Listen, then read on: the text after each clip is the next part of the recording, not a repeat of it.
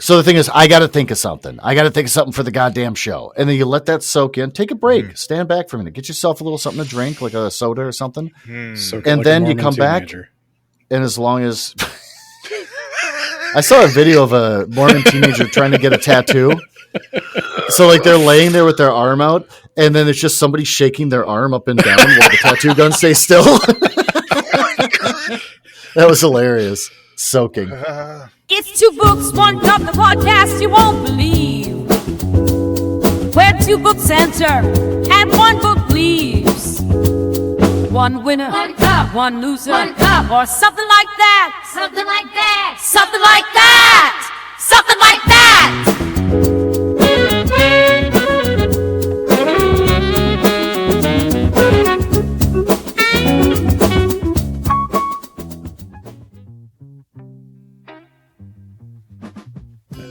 It is another exciting episode of 2 Books, 1 Cup Classic, where we we're 10 in. we compete to see whose thing is the best. Sometimes it's a book, but it can be anything. And I am Ben of the Words About Books podcast, and the 2 contenders tonight are Elton of Elton Reads a Book a Week and Glen Nuzzles of this very Nuzzle House podcast. And kills me. Last time, Elton stole the cup from me, gave it to Gertie, who is not here tonight. So Elton will be defending the cup in her place. Can Glen, in a rare upset, take it from him? We will find out. First, we need to know what their topics are. No, I'm not going first. Okay. Then, Glen, what is your topic? You're not going first. Okay. All right. Like the Brady Bunch. Pointed. I don't want to give too much away, but basically what I'm doing is there is this tradition in the Midwest where we've created a holiday. It started in the Midwest. It started from hardship. I'm not going to get into the whole thing right now, but it started from hardship of like the harsh winters, surviving and everything. And this holiday is kind of starting to catch on a little bit, but it started here, and I have a lot to talk about. But I think it is the best holiday out of any holiday. Weasel Stomping Day. We don't have weasels in the Midwest. Juneteenth. Oof. Man. Ouch. I don't know how to respond. I have nothing to say. I don't want to be insulting or making a joke out of it. No, it's not a joke. It's just you were like very hardship, and my first thing in my head was like slavery. It's pretty hard. We're gonna cut over to the topical Elton. Elton, what's your book? My book, not a book. It's not a book. It's not a book. It's porn shops. Ooh.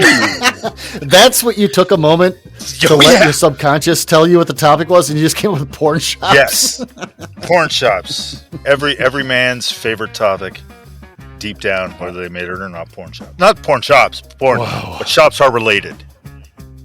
So the physical retail location where one could purchase pornography. Oh, yes. Okay. Where the gadgets are there anonymous. For the man that's aware. I don't know. No, you landed it. Stick it. Stick it. So, okay. Then I think we need to perform the ritual Zin toss. Oh. Well, I've moved on to a new brand called Velo because it's cheaper and it's more cancerous. And so I'm going to use this. So one side is Elton and this side is Elton. So I'm going to give it a little flip. What? It came up heads. Glen's going first. I go first? Okay. I don't know how this works. It's a quantum thing. Yes. It's complicated. Yeah. Figuring out how coin tosses work. Fuzzy so logic. Glen, why don't you begin by defining your thing and then telling us why you think it might be the best thing? Okay, so like I was saying, living in the Midwest, I think Minnesota was founded in 1850, or actually it made an official state in 1850. Harsh lands, deep woods, fertile grounds, but harsh winters. So that's where a lot of things start in the Midwest, especially in Minnesota, which is like the Minnesota nice, is because you depend on your neighbors to survive. You give each other food if you're low or whatever to get through the winters. So there's always a friendliness that goes on for survival reasons. So you don't like the person you're being nice to, but you have to be nice to them because you're going to have to ask them for wheat or something at some point to survive the winter, or milk.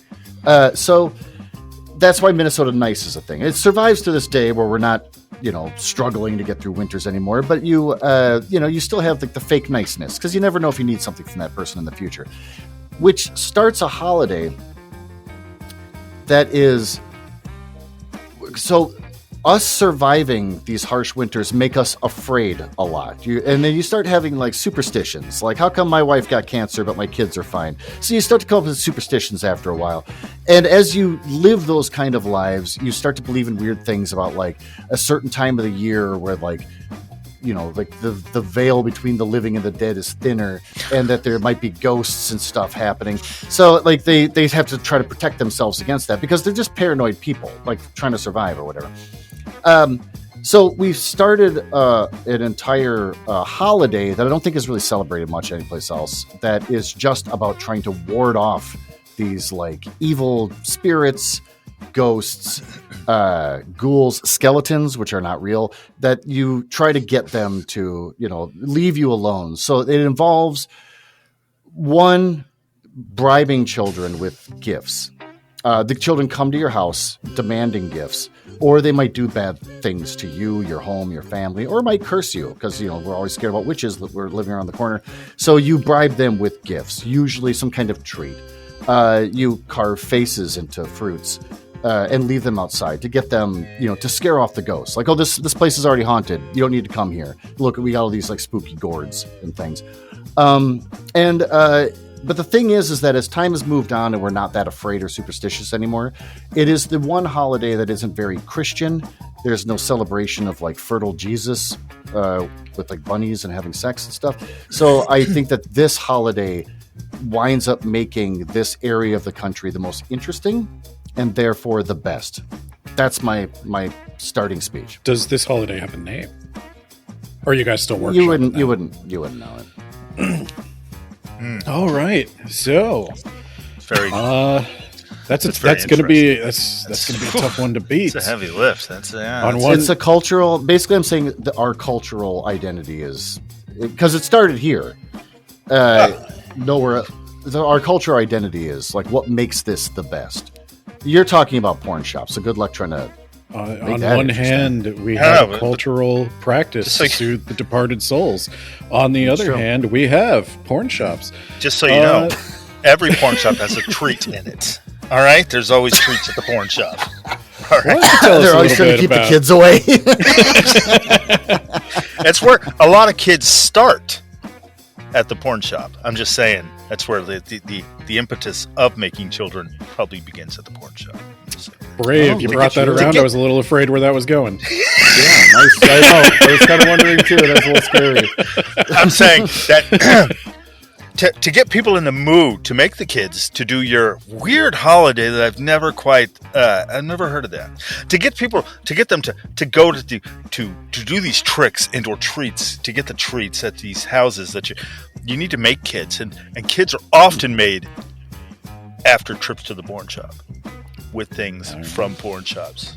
Videos. Fighting the population collapse. Elton, why don't you tell us a little bit about porn shops and why they might be the best thing? Oh, they're obviously the best thing. They just, there shouldn't be any argument. Okay, but anyway. Pornography shops, often known as, like sex shops or adult stores, if you will, for the adults. They date Smut back palaces, yeah. Oh yeah, that's a lot. That's a lot more regal. I like that. They date back to the mid-19th century, and they serve as safe spaces to learn about sexual health and products and getting accurate information about sex toys and sexual toy things. And it's in a stigma-free setting because the porn guy behind the counter is not going to give you any smack for being in the porn store. Otherwise, he doesn't make any porn shop scratch. So, obviously, you're in a safe space to let your inner freak out as far as sex goes. And it helps with the femininity. Yes. It helps with feminism and LGBTQIA plus stuff. Everything it's a universal place, the old porn shops, that everybody can just feel free to go there and speak freely on sex without being thrown to the devil or have crosses burned into their foreheads, or better still, stoned in the town square, as often happens with devils that visit doors and demand pies or treats or whatever your thing is. Look at you trying to make yours sound better than mine by offsetting it so hard like that. But I do appreciate the inclusivity of the LGBTQ plus community. So that was tipping of the hat to you. Look, everybody. Mine's still better. The porn shop helps you get your diddle on no matter what your flavor is. So everybody's welcome at the porn shop. Just saying, it's an open door and you can come in. There's always a friendly guy out front sweeping. You know, he's got an apron on. And he's chasing off the kids that steal a dildo from like the cart out front. Kid takes a dildo. Hey, get out of here! He's like, hey, you want to earn that dildo? You come in and sweep for me, and I'll let you have it, son. And he's like, hey, ask what you're sweeping. Yeah. Oh no. It's like they, the mom comes back. My son stole one of your dildos from your dildo cart, and he's like, "No, I know, I saw him." And he's like, "I want you to put him to work or something." So he earns. He's like, "I got a bunch of dirty dildos in the back. This kid can clean." He's just hand washing dirty dildos. I got a wash basin back there for you. You put in the hard work, you get your dildo the honest way. They're real wiggly. They're real wiggly. So you're gonna have a tough time with them. This bleach is for the dildos, and this bleach is for something else. You don't need to worry about that one. That's the special cleanup for the silicone-based dildos. The one that feel like natural flesh. They're a little more expensive, but a little more feely. Good on you, boy. Rolls his thumbs underneath his two suspenders and like, well, best get to work. So, I guess I'll ask my first host/judge question, and this is going to be a question that comes to both of you, but we'll go back to Glen first. We're living at an exceptionally divided time in our nation, and how will your thing help to heal that divide? First of all, I'd like to acknowledge that was very topical, so that's a great question. Well, and I'm not sucking up to you to win. I'm just letting you know that was a great question, and I am excited to answer it. And I'm not sucking up either, but I agree with that. I 100% agree, even more so. Yeah, what are you going to do? Jerk off about it, sex boy? I might buy things to jerk off about it, and I'm free to do so. This is America, damn it. Porn shops of freedom. Anyway, go ahead. I'm sorry. I'm intruding on your Satan holiday. Before I answer that question, that great question, I do want to put a little bit of a damper on your porn shop experience because I went to a porn shop a handful of times, usually for bachelor parties and that kind of thing. But one time, my first experience being in a porn shop was back in the 90s when my friends and I went to a porn shop to like get a joke gift for somebody. And it was a small little thing. It wasn't part of like a strip mall. It wasn't part of a big thing. It was just a small little store in the suburb. Porn shop. Yeah. Kind of for real. Little guy sweeping out front. He was like, come on in, kids. But we went in because we're the legal age, checked our IDs, and in the back, I am not exaggerating, there was a from floor to ceiling wall of dildos behind glass, and it was just a series of shelves on top of each other, and each shelf had dildos pointing straight up. Next shelf, more dildos pointing straight up, all the way up to the ceiling. You hit one button, just one, not buttons underneath each dildo. One button makes all of them writhe and move around. So you have to eyeball which one you like, hit the button, ignore the rest of the movement, and just see the one that's moving around. And like, I like its motion. That was terrifying. And one of them, I'm not exaggerating, was a rubber fist. It's from the forearm to the rest of the fist. And it was just like going up and down really like crazy fast or whatever. And that was a good terrifying. Halloween prop. I mean, it could be a good whatever that holiday you're talking about prop. I believe the model you're talking about is the Knuckle Slammer, but go on. Knuckle slaps. Yeah. But yeah, that was haunting me. But the worst part is, as I've grown older and I've moved around, and my first house I purchased on my own, I am literally 2 blocks away from that place. So every time I drive to the grocery store, I have to drive past it. It's still got the mannequins in the front window wearing lingerie with like crappy lighting that's been there for like probably 20 years.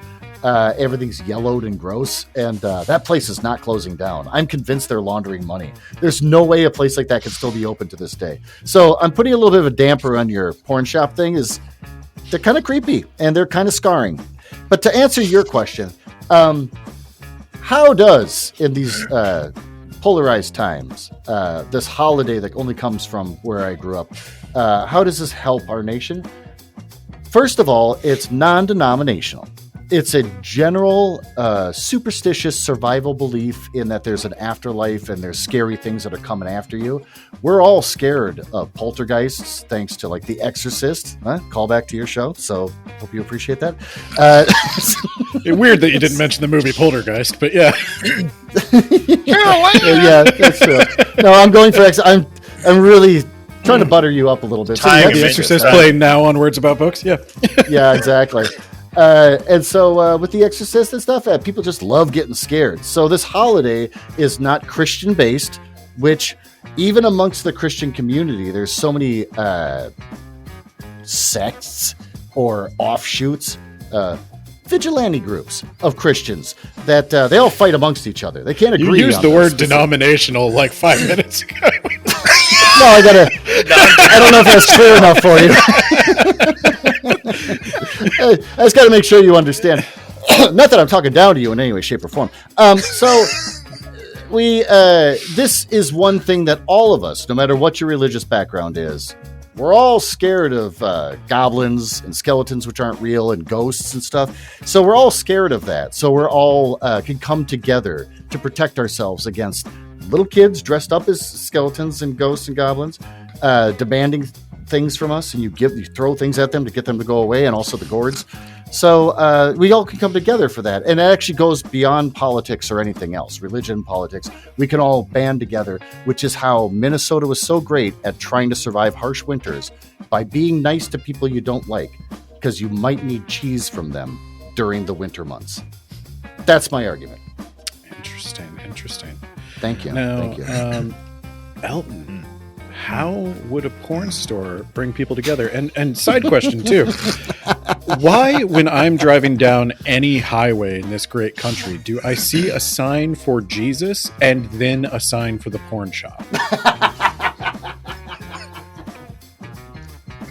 Go on. Well, that's it's an easy one. One Jesus makes you porn. Obviously, yes, obviously. Come on. As any person that knows anything about the history of any church, you know that there's a lot of things porn related happening in the name of Jesus. I'm just saying, not all of it's. Also, there's no record of gross. Jesus' life between being a child and in his 30s, so you don't know. Sure. Yeah, you don't know what that guy was doing. Yeah, he was a carpenter. Obviously, you don't remember him making any tables or chairs of note. I'm just speculating here. Maybe wooden dildos. I'm just saying. Oh, there's a reason why they called him an excellent woodsman. So that's right. Yeah. There's a reason why Worked they a lot call of them Brides hardwood. of Christ. The what's of Christ? Brides of Christ. Oh, much like there you go. Frankenstein, but in Christ's name. Much like Frankenstein, yes. Yeah. So how will the porn shop unite America? I'll throw this back to you. How would it not? Everybody likes to diddle and do things to themselves sexually to get off. The porn shop is a perfect place to exercise and explore that and find what you like behind closed doors in a judgment-free zone. Whereas if you were to do it, say, in the eyes of the Lord, you might get some flack and or moral I don't know, judgment, that kind of stuff. But if you go in a porn shop, no one's even going to make eye contact with you, let alone give you any flack about any of the dancing dildos you might be seeing behind glass that make you afraid. So there's like a level of respect for the being anonymous in a porn shop environment that everyone can kind of unify around. I imagine it's more fear of being recognized. A common theme emerges. Yes. Yeah, we're starting to basically talk about the same thing. This holiday that I hope will catch on someday across the nation, and then your porn shop experience. Well, here's the thing, though. The difference is that in a porn shop, there's probably cameras, whereas in your weird holiday that's on a Hallows Eve of some kind, I'm saying that people are wearing masks, and many crimes can happen at that time with the mask being worn. So if anything, your crazy holiday, which is Satan-based again, to remind you, nothing to do with Jesus, people can be robbing and killing during this night of Halloween Eve weirdness, or weaning, maybe. Keep talking about the hallowed thing. I know, it's a Hallows Eve. It's after midnight. It's I didn't say what date it was. Yeah, go on. You're proposing almost that the porn shop is a modern day agora where one can be among equals and freely discuss ideas, knowing nothing will go outside of this sacred space. Well, I would say it's more of a it's more of an explicit salon, if you will. Wow! Where a salon where people talk about their... Let us speak of orgies. And they say, we have a selection of material you might want to peruse. Deepen your knowledge, sir. And then you go over there and you're like, fellow people that love orgies, let us discuss what is best, what is worst. What do you like to use in your orgy of choice? What videos do you like to see? The idea of going into this room, fellow people that enjoy orgies, and 30 people turn their heads and look at him. Now go, okay. Qu'est-ce que orgy? Orgy, n'est-ce pas? Yes. Well, I'm sold. Wow. How do you respond to the accusations of rampant crime? And then a follow-up question. Could sexuality somehow be integrated into perhaps the costumes of your strange holiday? Oh my God. Welcome. It is like you're handing me gold, sir. I will accept your gold, and I will get loquacious with it. First of all, the accusations of crime, the reason why you're throwing gifts at these children is to stop them from doing the crimes, because they're demanding gifts, or they want, they're going to burn your house down. So I think over on the East Coast, justice. Kind of a restore. It's sort of like, it's like the mob when they're like, pay us and then we'll make sure nothing bad happens to your business. It's the same thing. Yeah, exactly. So it's extortion, not extortion. I don't know. So, but children are doing my wife. Yeah, well, because children are selfish and lazy. Yeah, so my wife was telling me that over on the East Coast, you have something called drugs, like a bad boy night, hooligan night, mischief. What's it called? Mischief night. Yeah. So you guys got a problem with that over there. Judgment night. We don't have that because we're just paying these kids off ahead of time so that we don't have mischief nights or bad boy nights or whatever you call it. Well, with us, you just throw them a Taylor ham and they're on their way. It's not really all that bad. Pretty much. Yeah, you put a penny in it. They like that. Stick a penny in the middle of a Taylor ham and they bite on it, and it's a kind of fun little treat for them. But, so yeah, we don't really have crime with this holiday, but we do have sexuality. You do have the children, or you go to parties and you dress up. As you get too old, you can't really go out and demand treats from people. So you just have parties with other people, but behind locked doors, because you want to make sure no one busts in or anything. And you have the sexy nurse, the sexy nun, the sexy phallus. I've seen one of those, the sexy phallus costume. So there is a sexuality. What's that? Said I've seen shelves of them. Well, they dance, I hear. They dance if you hit the button.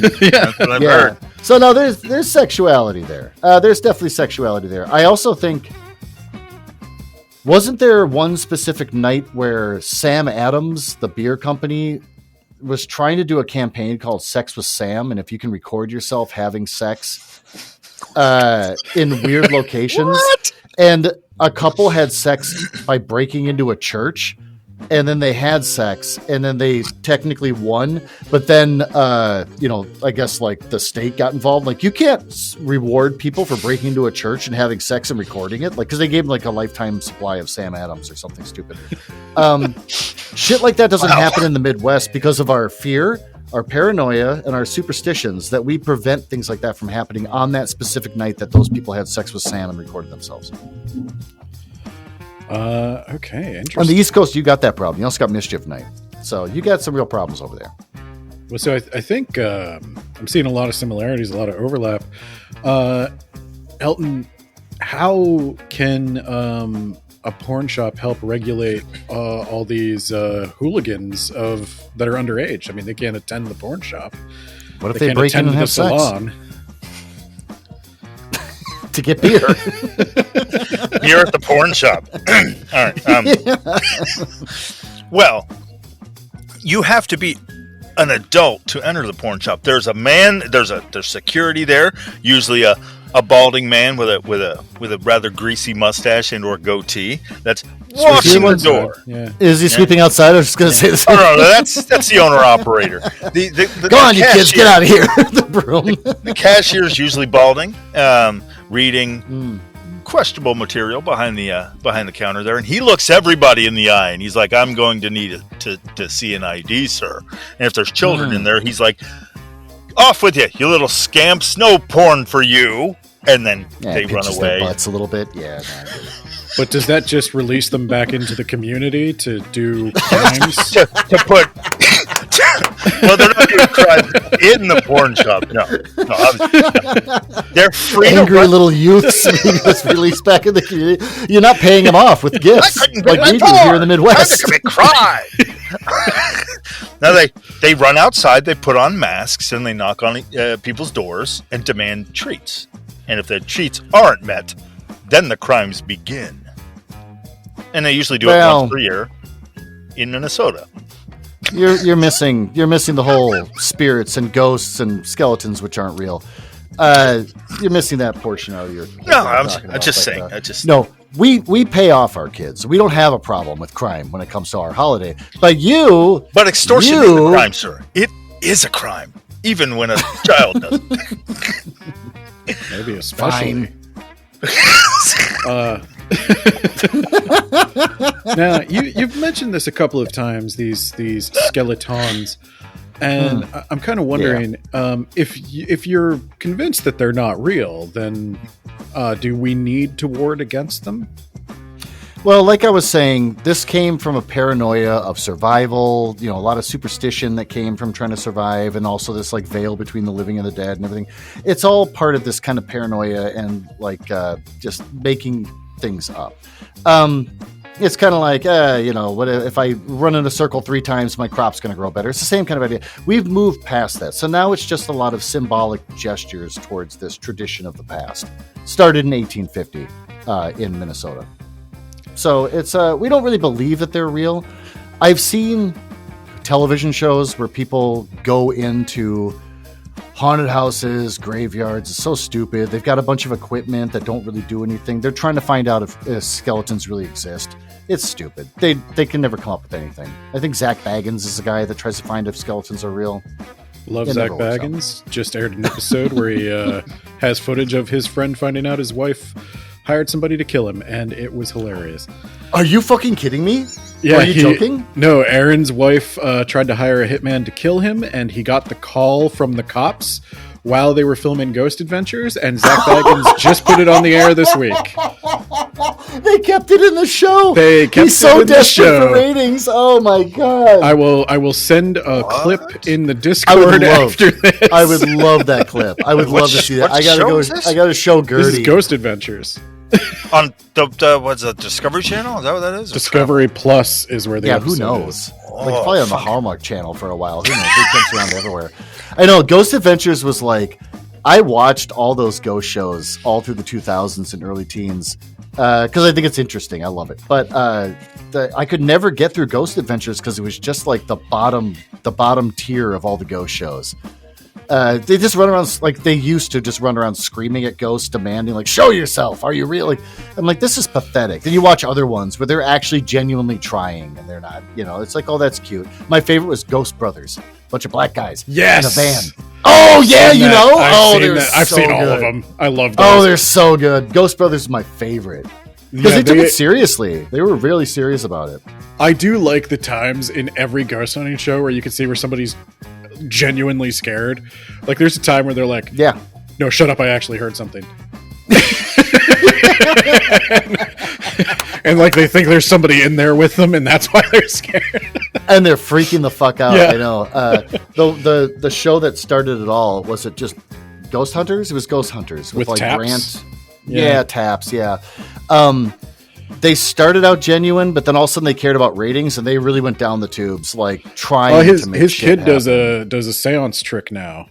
Yeah, but her husband does the toe tapping or whatever. Cody I saw that too. Yeah.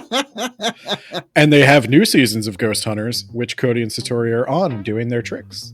Are you fucking kidding me? I could talk. Grant's not in there. They had a falling out, so Grant isn't a part of it. And Grant took over the Ghost Hunters show during COVID, where it's like Grant and a bunch of strangers, and they're ghost hunters. They still had the rights to the name. And then, what's his name? The bald guy with the goatee, I forgot already. He wound up starting an offshoot show to compete with it. But apparently something happened legally where now Grant is out and all those people are out. And then the bald guy with his kids showed up and they're the ghost hunters now. And I'm like, this is pathetic. Oh God, I could talk about this all night, but I can't. No, me too. We should move on. But it was I'm just glad that we got you talking about my topic for a while on a personal level. So I do want to ask then, because I'm sort of trying to evaluate, which of your things is a greater boon to society. So Elton, could you tell me, what does the porn shop do to address the spiritual needs of the community? Oh boy, good luck. Good luck. Also, I would like to propose for the fist dildo 5 good reasons to come as the name. That's just me, but continue. I was thinking Fist of Fury, but I love it. It's got to have something tattooed across its knuckles too, which would be come with 2 M's. Yes. Or 2 U's, I don't know.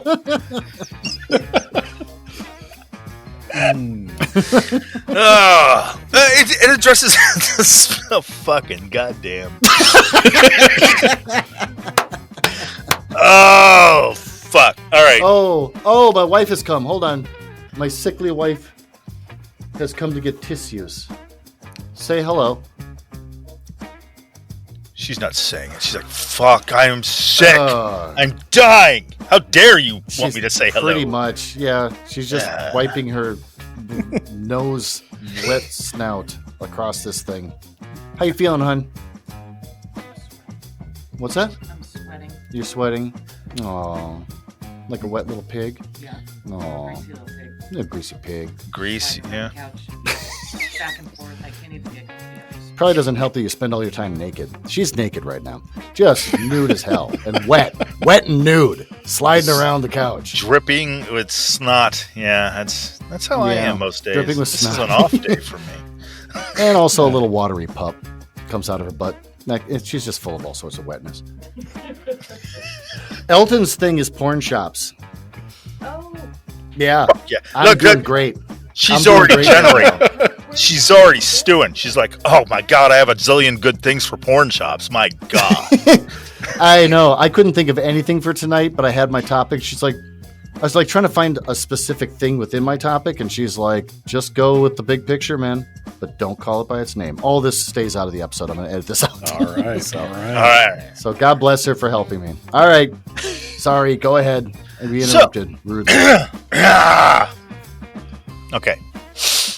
It helps with spirituality in that it alleviates the stresses or stressors that one might feel and the guilt that one might feel regarding the God or whoever's trying to make you feel bad about diddling yourself. By going to the porn shop, you can, on the sly, get your needs met while not bringing anger out into society on the behalf of God or something like that. Now, is it always a solo endeavor, or does the porn shop help couples as well? Oh no, it definitely helps couples. It's just they're in the minority, sir. I was trying to throw you on there. If you can get a partner to the porn shop, that's marrying kind. That's what that is. You're already in the pocket for marrying. That's a keeper, right? Can I add a little something there? Is it okay if I jump in? Yeah. Well, as long as I win, it's fine. No. I once dated... No, I'm not going to give that to you. No, fuck that. We're done. Whatever. I'll keep quiet. No, I once dated a woman that wanted to get a toy, and she's like, "Yeah, there's a sex shop in Minneapolis, and let's go there. And I want to get a toy." And I'm like, "Oh, a toy? That's exciting. That'll be fun." And I'm not exaggerating. This is in the early teens, freshly after a divorce. So my first person I was dating, so I'm up for anything. This is exciting. And it was a device that had a cord that came out of it with a battery pack, and you turn it on and off with the battery pack. So that was disturbing in itself. So I'm like, who makes something like this anymore? And the second part that made it so horrible, it was a double dildo. And I don't know what she had in mind for this double dildo. Like, is she going to pay she like, me? It's not for me, buddy. Exactly. Yeah. I mean, Like, shit. When we went in there, the person behind the counter was like super helpful. Like, probably has never seen a couple actually come in together. Super sweet, nice, helpful, kind. Actually, I'm with the Minnesota Nice. I can't imagine what the purveyor of a porn shop in Minnesota would be. I can't imagine the level of friendliness where they're like, "Well, come on in then. Oh, look at this. We got dildos dancing in the back wall. Are we Irish? What was that? Oh, my goodness. You come to Minnesota. Oh, wee little lad coming in with this girl. What do you need help with? You need porno. Well, we got tons of porn for you. Let me help you. I don't know what that dialect. I don't know. That's what amazing. I'm just I saying. know this one has a bony sauce. Oh my goodness. Exactly. Goodness gracious. No, we kind of shuffled in, and the person just kind of eyeballed us a little bit, and then we were kind of taking too long looking at dildos, and I'm like, why does she keep looking at dildos that got tips on both ends? I don't know what's happening here. And also the lady walked over, and she's like, you guys need help? And like super friendly. There's a bunch of yas that happened, and that kind of thing. There's some of that because it's the Midwest, but no, we you're didn't going to talk keep Irish. your cheddar off of that there, honey. But that's the kind of dildo you want to get there. Oh yeah. Oh, you want to put that in his chocolate pocket, huh? Oh, well, you can do that while you're riding it. That's fine. That'll work out just real good for you. Oh, you should be able to cram that right up in his flat box. Yeah, that's. It looks like your boy there's got a real small pooper, but I bet you could get this one in there if you wanted to. I think if you grease it just right, it should be fine. So I do have one more question for Elton. Oh my God! Going along with this.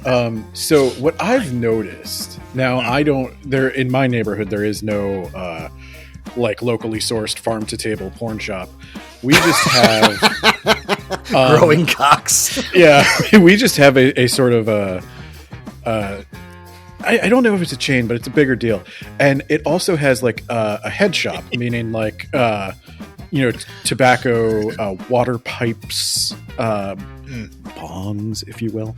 Oh my word! Oh, the forbidden word. Do you find that a lot of porn shops deal in like other vices like that? Oh, absolutely, they cater to a wide, even I would say, a sect of the community that's into its own amateur law enforcement with its wide array of handcuffs that are available there.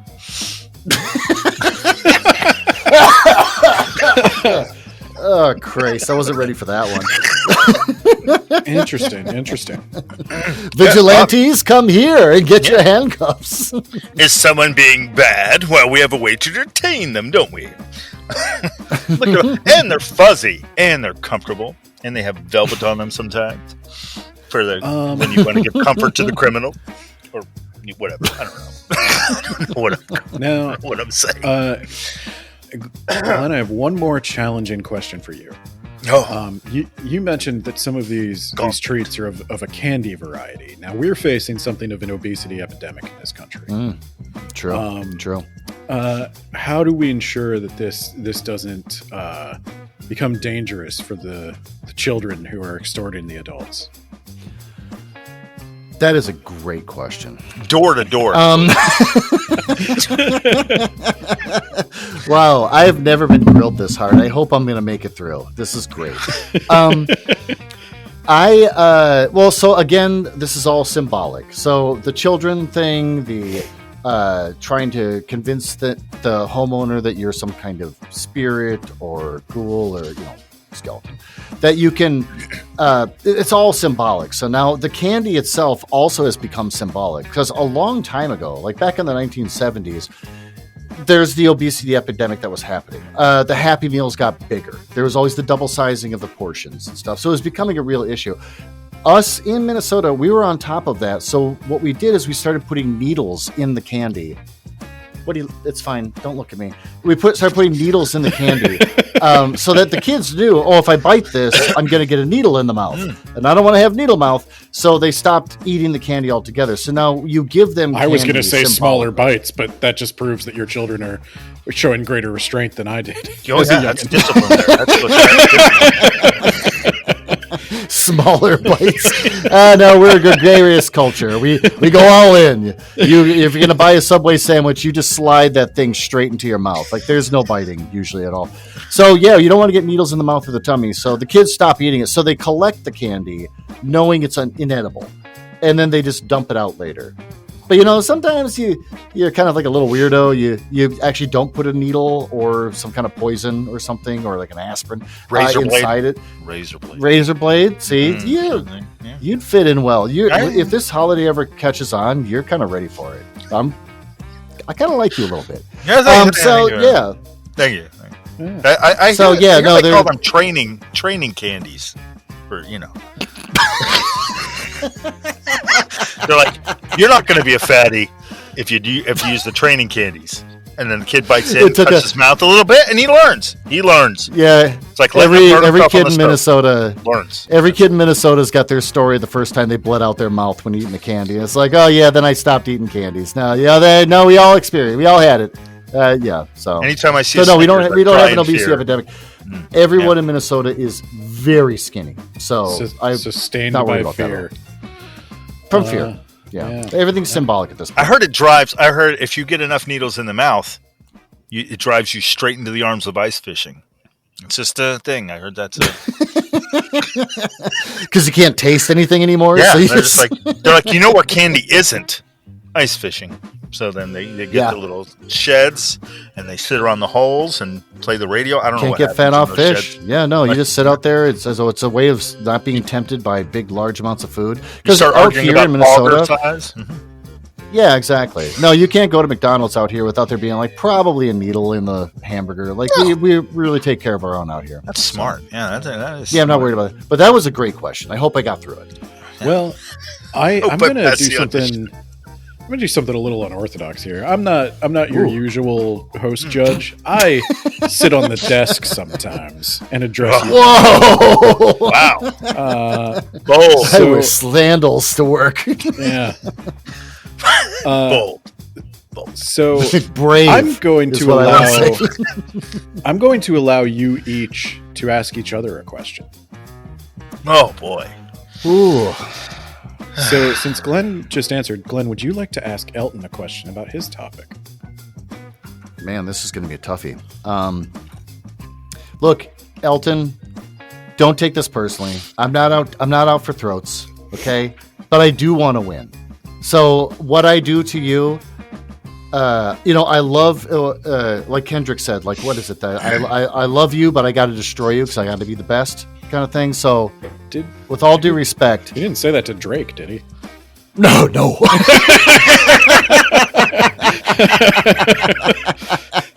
That would be wild. It was like, Drake, I love you, but here we go. You're a pedophile. That would be so insane. Pedophile word at you, buddy. I'm so sorry. And there's like a single tear going down his eye in his video. Like, I hate that I got to do this, but I got to bring you down, man. Yep. How is it possible that your sex shops can promote like fetishes and things? Because we know, as we know, like you can tell when a guy jerks off too much in his basement, because when he gets out in the real world, he can't stop looking at women all around him, and he's real creepy. You can see him from a mile away. They're creepy people. Now you got people that go to the sex shop on a regular basis. They get a little creepy, whether it's with a person or just by themselves with their little flashlights. Their little flashlights that they have a tough time putting in the washing machine, because the washing machine like kind of melts it half the time. So it's like, why'd you even spend like $30 on this thing? Plus, you got the one that's based off of. You seem to know a lot about the melting the melting of. I know that they based a couple models off of famous porn actresses' vaginas and stuff. Like, I know that much. But the famous porn actresses melted in the dryer. No, it's just that the fake vaginas. I mean, okay, I don't know anything about this. Don't you use a dishwasher? Are you talking about like a washing machine for clothes? I'm not sure. I don't know. I've never used it. Can you imagine pulling like the silicone part out of a fleshlight and then just throwing it in with your clothes? I'm doing a load of socks. Everything comes out like smelling like semen, like kind of vinegary. There's like splooge stains all over your sweaters and stuff. You ever go to a nightclub with a black light and there's like, Jesus, this guy jerks off all over himself. Like walking in looking like a crime scene. Yeah, exactly. We're gonna have to check but anyways, boxes on this episode. You have people going in for their fetishes, and you're probably going to get a lot of single men going in for their fetishes. And then they're also buying bongs, which is something you probably shouldn't talk much about. One-stop shopping. Yeah. Yeah, and then, gummies and stuff. So they're getting high. They're masturbating in weird ways. Sometimes combos, bongs/dildos and things, yes. I love that you take a hit off the bong and then you fuck it because it's like made of rubber or something. You're like, time to get in the mood for fun. Now it's fun times. Now it's fun times in the same thing that got me in the mood. Yeah, that's it. Just absolutely. Like a relationship. So how does shop? It is a one-stop shop, even down to the devices themselves. You can have sex with it. You can get high from it. It's a Swiss Army. It's a Swiss Army kind of situation. That's what that is. Gonna be honest, you might be saving the economy here. This is the next iPhone. Damn you're describing. Damn it! I'm not making anything better. I was going to say, how are you preventing weird perverts from being on the streets? Is what I was going to say, because they're not getting a healthy outlet; they're getting a weird outlet. Well, why would you believe it to be weird? I'm saying. Just that it's the people that go to them are usually creepy guys. You can see them from a mile away at the mall, checking out little girls when they walk by, that kind of thing, because they don't have anyone that they're having sex with. They're just doing it by themselves with weird devices. How are these shops helping them find healthy outlets for their fetishes? The fetishes. I would say that without these kinds of shops, they would be forced to try and explore this thing on their own, just venturing out into just getting into the weeds, just taking stabs in the dark with various kind of objects, if you will, or themselves. And they just kind of try and feel things out, both literally and figuratively, and metaphorically even. I don't know. We're getting wild. You're off the map right now. I really like where you're going. They would have to do all this on their own, where instead they could go to their local porn shop and they'd say, look, I'm really into women. I just had sex with a dead cat last night. Yeah, can you help me? I'm really into what I'm discovering via the internet is called BDSM. Is there a way that I can explore this in a natural way, in a non-judgmental environment? And the porn shop owner, of course, sweeping outside, I'd be like, come on in, sir. Let me talk you through the way You do it in a healthy way and not out here in front of the public, maybe in your car, like a maniac. And then he's like, thank God for you, sir. And he comes inside and he meets with all the other BDSM people, usually at the back of the shop with whips and masks on, usually zippers around the mouths for some reason, ball gags. And they're like, ha! One of us. And then they bring him over and they talk him through it. He's like, thank God a community that understands. Whereas if it weren't for that, he'd be off in the darkness on his own, trying to figure out how to whip himself with, extension cords or some kind of paddle he made from a ping pong paddle. Come on. That's I not like healthy. What you're saying. I love the character of I'm just a simple country porn store owner. And I love that as he's talking, he's always chasing kids away from the dildo cart. Well, yeah, if you come in here, hold on a second. You boys get away from that cart. You boys leave those dildos alone now. It's always boys, too. These pesky little assholes always messing with my dildo cart. so I like that. I like the what you're saying here. I have a story about a time I accidentally wound up in a room with a bunch of BDSM people. Story time. Wow, I can't wait to hear this. How do you accidentally stumble into a room with a bunch of BDSM people? Well, he posted an ad, and it all started with an anime podcast I'm kind of still a part of. And we, the host of the show, we would meet up and we would get dinner once in a while. And we decided for whatever reason to go to this place that is primarily a concert venue, but operates as like a bar grill with just like tables set up on the floor, basically. Like just like cafeteria tables. They just roll out and they'll like bring you food. So we went there for some reason. And these increasingly, like, we're the only ones there at first, and then like some more people show up, and they're not your typical crowd for this area, and they just keep showing up, and we're just sitting there talking amongst ourselves, and they're all sitting at the bar, and then finally this one lady comes over to us, and she's like, "Excuse me, are you guys here for the munch?" And I was like, "No, we are not. But thank you." And then we looked at each other and we're like, what the fuck is a munch? And she also looked like very horrified when she found out we weren't. Yeah. And I was like, I think we should wrap this up. I don't know what's going to happen here. But then I looked it up as I was walking to my car, and that is slang for a meetup of like-minded individuals of a certain persuasion. Like people that are into Roman history? Yeah. Specifically like the leather thong part of Roman history. Charcuterie enthusiasts? I was thinking charcuterie boards. They're no, it's a BDSM thing. Yes, because if the charcuterie was or BDSM. I was thinking, I was thinking charcuterie or BDSM. So yeah. So the whole time you were talking, I was like, "There's a munch back there." Yeah, a munch back there. So you walked into this thing that you thought. Okay, I was there like first. As a cafeteria, restaurant-y kind of thing. It turned out it was they hadn't started the BDSM yet. You were just early, and they're like, "Should you be here?" I don't think they were planning on doing any BDSM. I think, well, not there, not at this location. I think it was a meetup where you could meet other people who were into it, like a BDSM quilting bee kind of thing. Yeah, like they just kind of like posted like there was an event posted on Facebook group or something, and they all just showed up at this place to like meet each other and see maybe like, hey, I like to be tied up. Do you like to tie people up? They're like, what kind of oil do you use on your zippers? The one over my mouth is constantly getting stuck. And they're like, oh, a little WD-40 will help that right out.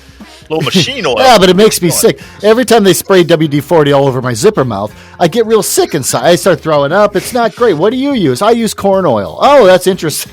Yeah. Oh, what you need is a nice lemon oil, sir. All right, well, I think this is a great time for us to take a break and have a commercial. Also, I've got to pee real bad. I'm sorry. I'll go real fast. I'll come right back. Oh, my body is... Mr. Bob Hope. Hey, America, you're beautiful. The problem is you can look and feel beautiful and still have high blood pressure, a disease that usually has no symptoms. Yes, it could damage your heart, brain, or kidney. And unfortunately, 3 out of every 10 people with high blood pressure don't know they have it. The only way to tell is to get a physical checkup regularly. And if you have it, it's usually treatable, but you got to follow your doctor's advice if you want to stay healthy longer. A public service message from the Citizens Committee for the Treatment of High Blood Pressure and the Ad Council. Elton, it is now your turn to ask Glen a question. Huh? What question?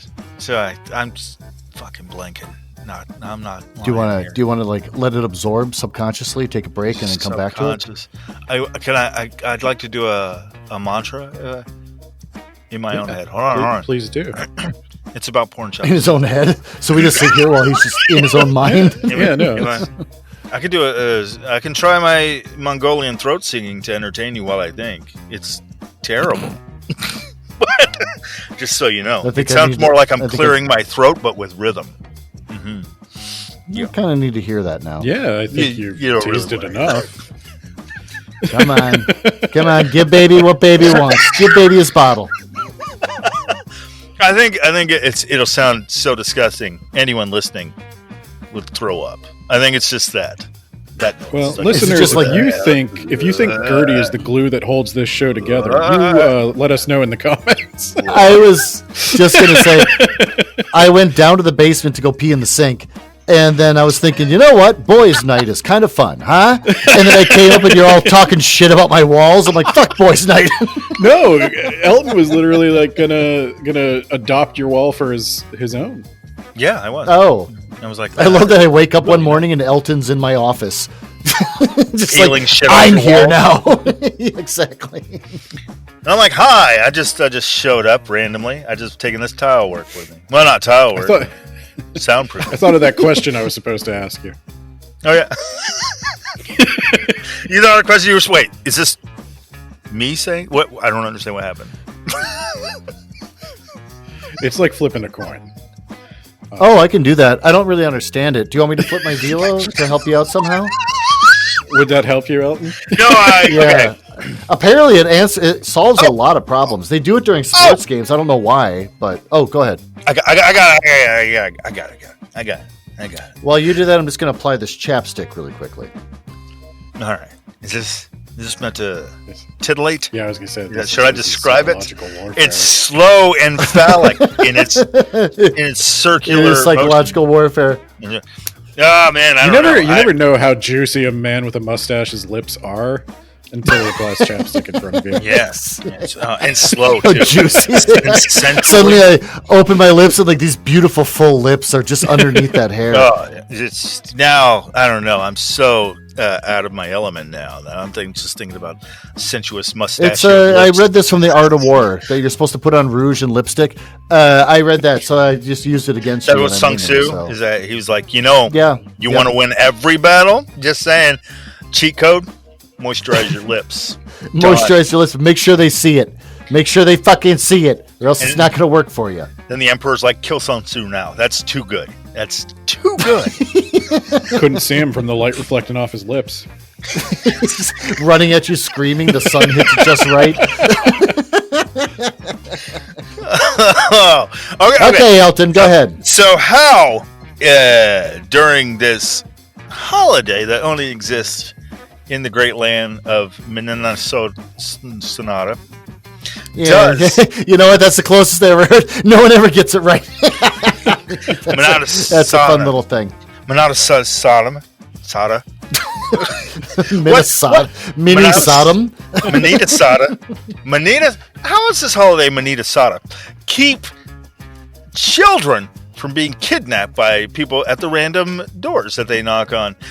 What if they go to knock on a door and they're like, "Listen, you son of a bitch, give me what I came for, or I'll trick you," which I'm assuming is what happens. And then the person says, "You know what? I eat children." because in Minnesota, we are nice to people to keep them close because we might have to eat them through the winter. So they're like, we're hungry now. Child, you got a little confused on that, but I see what you're saying. You are the other white meat. And then they take them. Okay, now you kind of misunderstood that, but I get where you're going. I get where you're going. They wretch them off the porch. They shut the door, and they're like, next meal will be up soon. Throw this one in the broiler or air fryer. And then you're really going with a thing here, like a thread. But I'm trying to visual. It's an audio medium, so I'm trying to build a world here, a scene for the listener. Okay, no, you build the world. Yeah. There's sizzling involved. There's a bouquet of herbs at play here. A little sure. Fairy tale kind of stuff. Of herbs, like a sage and thyme. Oh yeah, a little basil, for the. It depends on the age of the kid, really. It's what you're going to use, I think it depends on the activity level of the kid, but no, go on. Oh, yeah, you don't want a sinewy child. You want to discern. But what I'm saying is, is anything prevented? Because no children are allowed in a porn shop, so there will be no cannibalism on those children. But with your, I don't know if it's even a holiday. It seems like more of a child stealing day, or child swapping. I don't know how it works. It's a mystery. But if they go and they're trying to extort things from random houses, door to door, how do they stop? How does one stop one from just taking a child they find tasty and throwing them in the oven? Just saying. First of all, sure. As I've said, it's all symbolic. We're not afraid of ghosts and skeletons anymore. We've moved on. The candy thing is a symbolic gesture that the kids don't eat. That's the reason why we don't have anyone that's overweight in Minnesota or the Midwest at all, period. When it comes to the kids extorting you, it's just all part of this gesture now. Like, we don't really have to make sure the kids don't do anything to our homes. We're fine. They're fine. They have great homes. They have heat in those homes. They get adequate food. They're fine. With food without needles, they're fine. So it's all just play acting. We're all kind of LARPing in a way. We're doing a dance. We're all doing a dance. Everyone agrees to do this dance. Sure, I see what you're saying. You're thinking that your porn shops create that's child-friendly environment. Just to clarify, that's two P's at the end. That's pornography. Sure. SHOPPE. Just okay, so you know. Fine. Ye old sometimes to make it classy. Yeah. That's just wanted to clarify when they say for the ye listener. old. Yes. When they throw a ye old at the beginning, there's no guy sitting outside with suspenders sweeping. Like, they're just play acting. Like, you go for the guy with this. It just says porn shop with the PPE. But no, you're trying to create a kid-friendly environment by not allowing the kids in. I see what you're saying, but we don't really have a problem with the kids. Also, again, survival is big in the Midwest, especially with the winters. These kids have knives in case they need to cut the belly of a deer and crawl inside it to survive a winter night. So they're fine. And if someone tries to grab them, like a tauntaun. Not familiar, but yeah, nope, don't know. So they're going to be fine. If you try to grab a kid, he's gonna shank you. And nobody does that. It's like I said, a gentle dance that we do here in the Midwest. You haven't discovered shivving in Minnesota? We don't have prisons here. We don't need them. We don't trust each other. No one's gonna. No one's gonna commit crimes. I'll be honest. I was siding with you, Glenn. I don't know why that broke me. I don't know why. Until you crystallized something for me here. Oh boy! Damn it! I'm sure this could be a great observation. I'm really excited to hear it because you're a very smart man. He is very astute and a very smart man. Your thing seems like an objectively great thing, but I think in order for it to be the best thing, it needs to be able to function outside of the utopia that is Minnesota. No. We're waiting for it to catch on. So this holiday is called Hubert Humphrey's Night of Ghouls. It's a great night that we all enjoy. We're waiting for it to catch on. We know that you got a problem out on the East Coast there with your Bad Boy Night. You could solve it by Hell Night, Judgment Night, yeah, or Spanky Boys or whatever you call it. So what you do is then you instill fear of ghosts on the East Coast. Go through that, and then eventually it moves on where no one really believes it anymore, and then you all just symbolically do this thing as a reminder that if you ever get like a bad boy again. Yeah, so I'm waiting for it to pick up and take off, but it hasn't yet. It's just a big Midwest thing. That's the reason why it's so perfect out here all the time. Yeah, but I think it just there's an accessibility issue. But like I said, I see porn shops and Jesus on every highway in America. I just Has don't it stopped know. Bad Boy Night? Sexy. Has It stopped doesn't the stop hooligan bad night? boy, but I worry that the children God of the loves East sex. Coast may be in danger if they tried to do what you did, porn? because the adults of the East Coast are not necessarily as survival oriented. So what he's saying is eating the children, as I can still only assume they some do in Minnesota, wouldn't happen. Would probably happen more on the East Coast. Should this be adopted? Just saying. Just the cannibalism would be rife with children out here. Just I think Elon Musk said it best, which is our economy needs to completely tank and everyone needs to be poor and hungry in order for our country to get great again. That's what we did in the Midwest when it came to our crime issue and ghouls and ghosts and kids and whatever. That I think the East Coast needs to tank. You need to have adults stabbing kids, abducting them, bringing them into the house, giving them candy that doesn't have needles in it so that you can rise up from those ashes and become just as good as we are here in the Midwest. Well, interesting. Yes. Well, with that, I think You ready to judgment? The time. Well, I think I would give you each the opportunity for a final statement to really just cement your arguments. Do you want me to flip a Zin? Yeah.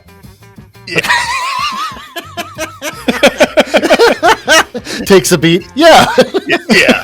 Okay. just pull it out. Heads is. I think heads is going to be me, and tails is going to be Elton and me. So here we go. Okay.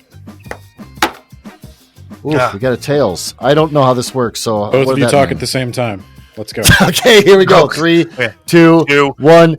Porn's the best thing. Hubert H. ever Humphrey's because, Ghouls Night. The reason people why touch it's the best themselves. is because All right, that and you go to the a children have pornography learned to shop respect adults to through get your fear that demo we can on, kill them at any but for time. yourself. So after Here, reaching that for point, we diddling have a utopia that is no at the one porn shop. can touch Yeah, anymore, everyone and we're wants just to waiting do for it. Hubert H. So Humphrey just Ghouls Night to let finally branch out to your the inner East porno Coast, the West Coast, shop and just, God, guys, shopkeeper, take over the shopkeeper, fucking world. You know what I'm customer, saying? Okay. Boys' Night. Nailed it. Yeah. So based on that, Yeah. Oh boy, judgment. We gotta start. Elton needs to come up with AI music to make a judgment, like ding ding ding like- ding ding ding ding, like or tick Jeopardy tick music? tick or something. Oh, yeah, I can do that. I think I we can need to do start upgrading our two books, one cup I music can thing. do that. I can do that. it is. If you got it time, is yeah. Tough. It takes no but time at all. I just, It's a tough one. It's a tough one. I Well, I mean, think- mine's obscure, so it's And- it's hard to side with it. You're only Mine- just learning about it tonight, so mine deals with masturbation, which is a time-honored tradition amongst everyone in the world. timeless. I mean, come on. Yeah, My dad, my dad's dad, my dad's dad's dad did it. That's a lot of dads. Dads The whole go shirt's back off. as far as dads go. Oh, did the 5-knuckle shuffle? I mean, Ooh, with or without? Just like that fist I saw. Yes, with or without the my fist. joke. Dildo. Yes. Okay, so You know- Ben's ready to speak. Yeah, I think I'm gonna have to issue. I'm gonna Fist of Fury. do Fist of Fury. a first for 2 books, 1 cup. Don't you award yourself. That would not be a first. Are you going to Little Richard this? That's true, because you know the lore. God damn it! You Little Richard the I cup? can't pull anything past this guy. No. That would be I crafty am as hell, going just to saying. issue a provisional, No, probationary win to How is that? What? Glen. What? I don't know if I like this. What's happening here? It There's is qualifiers? conditional based on your ability to spread your thing to the nation. And I think I'm going to give you 1 year. And if the entire nation is not celebrating Hubert Humphrey's Night of Ghouls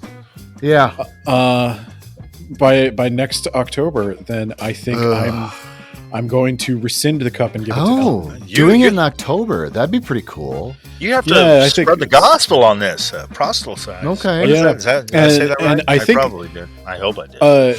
Like the Supreme Court, I'll issue an opinion along with my ruling.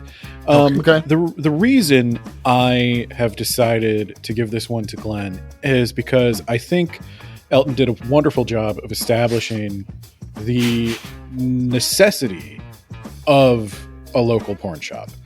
But I think That's two P's. um, I just want to clarify. SHOPPE. I think that Glenn did a good job of helping us understand how sexuality and fetish can be incorporated into Hubert Humphrey's Night of Ghouls. Yep. Wow, you are very smart, sir. Can't stop sucking that dick, no, even if I technically kind of won. Okay, so basically, I won in theory. So 1 year from now, I guess we'll find out if I actually won this episode. Yes. So wait, Doing wait. it in So, October is very interesting. That's I've never thought about that. So I'll have to talk to the people of Anoka, Minnesota, that calls themselves the Hubert H. Humphrey's Night of Ghouls capital of the world. The Council Also, of they have Nine. a huge meth problem. So every time they have these parades for Hubert H. Humphrey's Night of Ghouls, they have 3 parades a day on the Hubert H. Humphrey Night of Ghouls day. And smells like there's a propane lot of and They're failure. just doing laps. pretty much, yeah. And it's just like Naked you'll have running. these families there because they heard that it's the capital of the world for that holiday. So these families will be there, and like next to them are some really strung out looking guys. Are there a lot of because it's Are there a lot of dentists there handing out cards? I mean, that's the day to do it, right? I mean, yeah, that's true. It's like you like, don't hey, got a lot there, of teeth. Mr. Meth Teeth. Come see me, Yeah, buddy. you look like a ghoul yourself. I know they're not real and not skeletons. So why don't you come into my dentist's office and we'll talk about what we We'll can charge do you to get by some the dentures. tooth. You only got 4 good ones in there. And we do It's going to take be a meth little as payment. expensive. We do take some meth as payment. So, right up your alley, buddy. You don't currency even in have to break Minnesota. the bank. Yeah. So no, okay. So we'll come back. Doing it in October sounds like a great idea. You I know never what? thought about Actually, that. I think if you're gonna do a holiday, be different with your holiday. Yeah, and I would say maybe towards the end of the month. I'm just spitballing here. Maybe towards the end of the month. Yeah, So it's not on a day be all like symbolic. say the 25th, like a Christmas. Maybe towards the end there. Yeah. I was Kinda kind of wondering if cap I a can month. compete with like if I mean I'll talk to the council and we'll find out. I was kind of thinking like compete with Easter a little bit because like what the hell is that holiday? It's Jesus making babies. With If like, a anything, bunch you of could have rats. Hubert I don't Humphrey. know. Fight Hubert the Humphrey bunny. also rose from the grave. Good. Yeah. Yeah. I wasn't He had ready a- for that. I didn't know how to respond. Everyone Yeah, knows. he had a prosthetic pumpkin head. That's true. That is true. Huh. Oh. Mm-hmm. Yeah. I don't know. Maybe make Hubert Humphrey the centerpiece of like. I should probably rename this thing too. The Hubert Humphrey Night of Ghouls. I don't think anyone's going to get it outside of Minnesota. Ghouls aplenty? so- Ghouls aplenty. There you go. Ghouls aplenty. Or better yet, skeletons don't exist holiday. Just plain put it out Yeah, there. something like. Well, no, because then you're kind of ruining the whole thing. a little wordy. Ooh, what about Skeletal Phallus Night? Kind of working a little bit of your thing, huh? Yeah, that. Oh, that the might- Night of Many Fists. Sawween. Fists of fight. Fists of fright. Samhain. Fist That of sounds fright. French. What is that? Yeah. It's when you remove the phallus from a skeleton. No, there you go. Yeah, that plays right in. If anything, you're I bringing know. in fancy with that. You're roping in the fancy. That's what I you love really the idea want. that when you said you removed the phallus from a skeleton, my mind first went to a skeleton with an actual bone where the penis should be that sticks straight up. When you open up the casket, you're like, oh, God. Or there's still flesh on it. I can't tell what I want from that. Several scenario. mammals have that. Yes, And An since- actual bone? Yeah. Yeah. Like what mammals? A curves horse? out. I thought a dog Um, did. Doesn't a dog? A dog might actually. I'm not sure. It slides Ugh, forward. gross. It sheets in the flesh or whatever, like a hand into a glove. It's not uncommon. I mean, we don't know if disgusting glove. humans do because the human skeleton remains a mystery, possibly a myth. Well, That's fictional. it's never been proven, but I mean, do they exist on whatever? I hear it's where the 59th? soul is kept. I'm just saying. That's what we're taught in the my bones. church. In my church, which is right next to the porn shop, and just so you know, day job for the priest, porn shop. I'm just saying that's how we roll out here. I love that One he day comes a out week, the. they gotta. Yeah, he comes out of the. He like closes up the porn shop early on Sunday, walks across the street, puts on the collar around his neck, is just like getting his jacket, straightening it out. It's like, and everything, who's getting ready for the word of God? And then, that's, and he Exactly. puts the dildo in his back pocket. He's like, oh, looks like I forgot something. And then he Now, pulls out Bruce, the if Bible you from the don't other have 10% in that tithe, I'm going to repossess. so saith the Lord. And then that's that's it. This is getting so goddamn weird. Now it's I know. getting weird. The idea that he's like throwing his arms around talking about Jesus, then an entire wiggly dildo falls out of his back pocket and like rolls across the floor. Hey, his He turns to a guy, congregation you didn't give knows. 10%.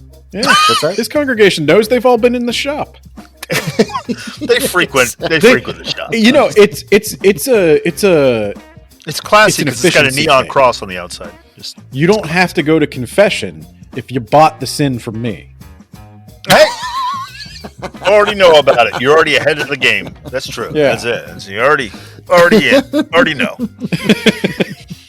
I like that his analogies always involve like obscure sexual toys, like, and the Holy Spirit, which is the third element of the Trinity of the Father, Son, and the Holy Ghost, is almost like kind of forgotten. No one ever appreciates it. Almost like the Asian tickler, which is in aisle 3. That one is great for the anus, and it's a great product, but no one ever pays attention to it. Just like the Holy Ghost. Every once in a while, you'll feel his spirit vibrating within you. throbbing against you. Yeah, Rejoice it's like in that throb. You don't want to put Christ into the dishwashing machine because that might melt the lips.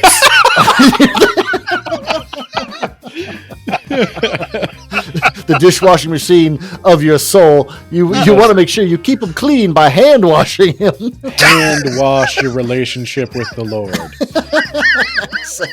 And never forget that your body and things that go in and about your body are his temple. Be sure to use an antibacterial soap, people. The Lord is not here to help you all the way through an infection. All right, if you give it to And if you're not going to add to the collection plate, then just come on over. It's going to be 30% off on the Asian ticklers. You guys do not appreciate these things like you should. You got to come over to the shop. I haven't seen you guys there much lately. Guys, boys' night. Boys' night's been a great night for us tonight. Boys' night. All right, Ben, send us off. yeah, I don't even remember how we end the episode. I didn't say anything about what we've done to the cup. I don't know where Gretchen is anymore. Actually, I took notes, so I didn't want to interrupt your intro to talk about it, but we kind of add to the history of the cup notes. So last time, Ben and Elton took Gretchen to Hershey Park and got her covered in chocolate. Putin bugged Elton for the cup, and Elton told him to go look in Poland. But actually, he had it, and he had Putin's message engraved around the base while Gretchen was chained to it, and then sent it to the wrong Gertie, Tiny Puss. And then Gertie paid for the train with the smoking section to get the cup back to Minneapolis. But then Gertie got really sick, and I don't know what happened to it because she won, and she didn't show me. So we don't know what happened to the cup. We'll have to find out in the next episode when Gertie tells us what she did with it. Yeah, you get it. But now, who gets the cup today? Yeah, if I provisionally won. You provisionally have it. But I can't do anything to it? Yeah. I would say, I think the appropriate thing for the cup is to fill it with candy and let the children reach into it. Okay. Well, I'll start. I'm going to have to go buy a bunch of needles. But okay, yeah, no, I can do that. Yeah. I mean, she tells me where it is. Razors, you just kind of or shove a razor. them in. Yeah, a razor. Yeah. May I suggest apples? It's natural. It's more natural. Poison. And you don't have apple trees out there in Minnesota out here. It's too cold. LSD. No, we don't. LSD. Let's see these kids believe in the holiday for once. Like if I tell them, because every make kid them in the believe in Midwest has got, skeletons. we've got like metal detectors, like the wand you put over stuff so we can do our candy and everything. And rarely do you ever get a candy without metal. But no, LSD, they'll be like, hey, this one doesn't have metal in it. And boy, do they learn a lesson. There's different, all sorts of needles, psychological needles. Brain needles are the They're going to best see kind some of skeletons needle. that day. That's it. Yeah, that's when they'll know they're hallucinating because it's not real. Well, okay, send us off, Ben. Make up an ending. You'll be fine. Well, this has been another exciting and educational episode of 2 Books, 1 Cup. We have found the best thing, tentatively, is A year from now. Hubert Humphrey's Day of Ghouls. Night of Ghouls, perhaps. Night of Ghouls. And with that, we will leave the cup in Glen's capable but monitored hands, and we shall rejoin at a later date to once again compete for the cup. Good night. God bless. And happy Humphrey hunting. Perfect. That's it. Well, fuck. before we sign off, how's your lady feeling? Is she's moving around? She's talking. Yeah. Is she doing better? Okay. Yeah, good. no, she's doing a lot better. Her final appointment is literally on Halloween. Oh, weird. What's that?